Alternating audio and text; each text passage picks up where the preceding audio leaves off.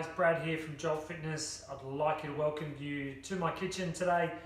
This week with our blog, and what we've been speaking about is inflammation in the body, and specifically not the signs of inflammation and what that is all about, but more so the foods that we can intake and have in our diet that can reduce that inflammation and that pain within the body. So speaking about specifically inflammation and what it's all about is a topic for another time, but what we've been speaking about, as I said, is all about just how we can get nutrients into our body that can help with inflammation and reduce that pain and soreness.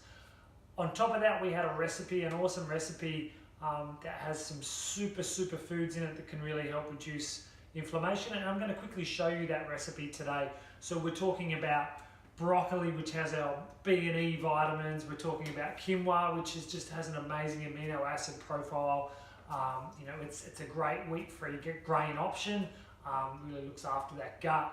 We're talking about capsicum and turmeric as well, which are really great anti-inflammatory foods. So really simple dish, one you can whip up so quickly, and it's just really nourishing as well. So you should add this one to your staples because you can whip up extras and you can keep it in the fridge. So really quickly, what I'm going to do, I've had the oil on here just heating up, tablespoon or two of coconut oil. I have pre-cooked the quinoa as well. So with quinoa, it can be a little bit delicate to cook. So when you do cook it, boil your water first, couple of cups of water.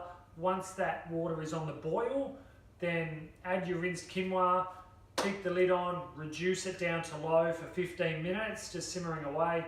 Turn the heat off, let it rest for 5 minutes, lid off, fluff it up with a fork, it's ready to go, okay? And we've already done that.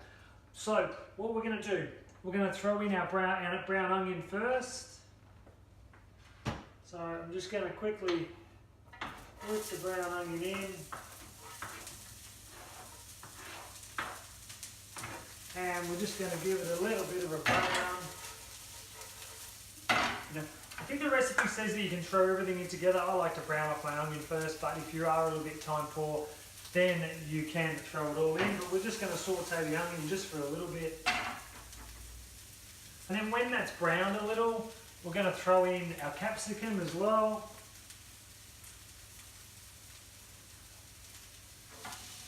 So remember guys, the anti-inflammatory benefits of capsicum, we want to stick to red capsicum specifically for this recipe, okay?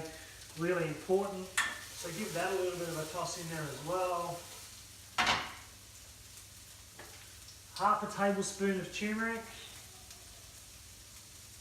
Turmeric is just a really fantastic anti-inflammatory compound, really great.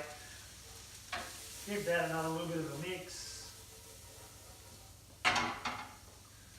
And we're just going to let that saute away for a few minutes, and then once that's done, we're going to add in our broccoli.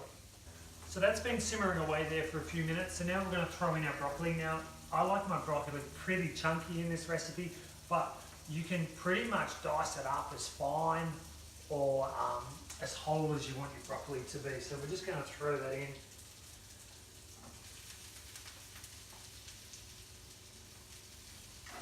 Give it another bit of a toss.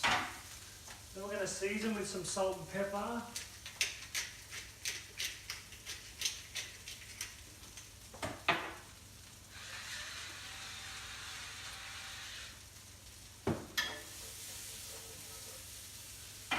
And we're just going to let that saute away for about 5 or 6 minutes, guys, okay? Just give it a little toss every now and then and just let it cook through. So our broccoli has been simmering away in there for about 5 or 6 minutes, so it's just about done. So we're going to add in our quinoa now. We're going to turn the heat off, add in our quinoa because it's already cooked, and just let it all mix together. So we throw in our quinoa, we'll reduce or turn that heat off. And then we can mix all that through.